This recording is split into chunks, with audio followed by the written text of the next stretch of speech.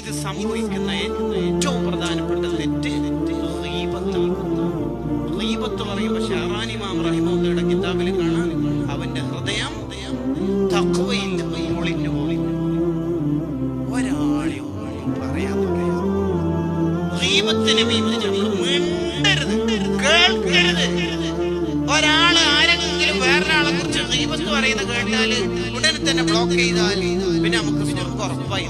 ഹദീസിൽ എന്താ ഉള്ളതെന്നറിയാം, ഒരാള് നന്മ ചെയ്ത് ചെയ്ത് ചെയ്ത് ചെയ്ത് സ്വർഗത്തിലേക്ക് ഇനി ഒരു മുഴം അല്ല ഒരു ചാണയം ഒരു സ്റ്റെപ്പ് എടുത്ത് വെച്ച അയാൾ സ്വർഗത്തിലേക്ക് ഉറപ്പ്.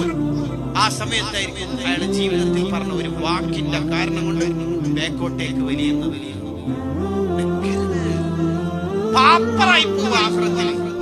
എന്തിനധികം പറയുന്നു, ഒരു 50 പൈസ ഒരു അര ദീനാർ കൊടുക്കാനുണ്ടെങ്കിൽ